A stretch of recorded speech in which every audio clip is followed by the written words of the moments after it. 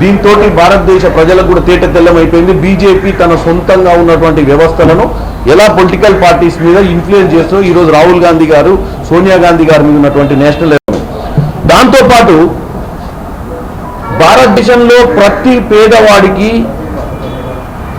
గ్రామీణ ప్రాంతంలో ఉన్నటువంటి ప్రతి మనిషికి ఏదో ఒక ఉపాధి అవకాశం ఉండాలి అన్న ఉద్దేశంతో 2005లో అప్పుడున్నటువంటి ప్రధానమంత్రి Manmohan Singh national rural employment guarantee స్కీమును తీసుకురావడం జరిగింది.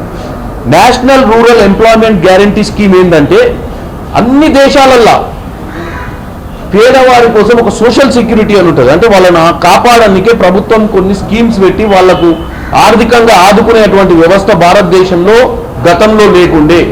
ఈ ఆలోచన కేవలం కాంగ్రెస్ పార్టీ అధికారంలోకి 2004లో వచ్చిన తర్వాత మన్మోహన్ సింగ్ గారి హయాంలో ఈ యొక్క స్కీమును తీసుకురావడం జరిగింది.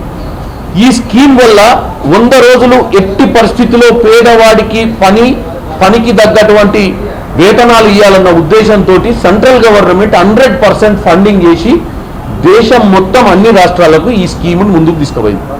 ఇప్పుడు ఈరోజు పొద్దున్నే వీళ్ళు కొత్తగా ఈ Mahatma Gandhi national rural employment guarantee స్కీమ్ని మహాత్మా గాంధీ గారి పేరుని తొలగించి వికసిత్ భారత్ అనే పేరుతోటి జీ రామ్ జీ అని కొత్తగా నామకరణ చేస్తూ మహాత్మా గాంధీ గారిని రానున్న తరాలలో ఈరోజు మళ్ళీ కొత్తగా వీళ్ళ వైఖరి మన ప్రజల ముందు వచ్చింది. ఎప్పుడైనా ఆర్ఎస్ఎస్, బీజేపీ గాంధీ గారికి వ్యతిరేకంగానే ఆలోచన విధానం ఉండేది. గాడ్సే గారు గాంధీ గారిని చంపినప్పటి నుంచి చూస్తే ఆర్ఎస్ఎస్ భావాజాలంలో మార్పు రాలేదు. అప్పుడు ఆయనను హత్య చేసిరు.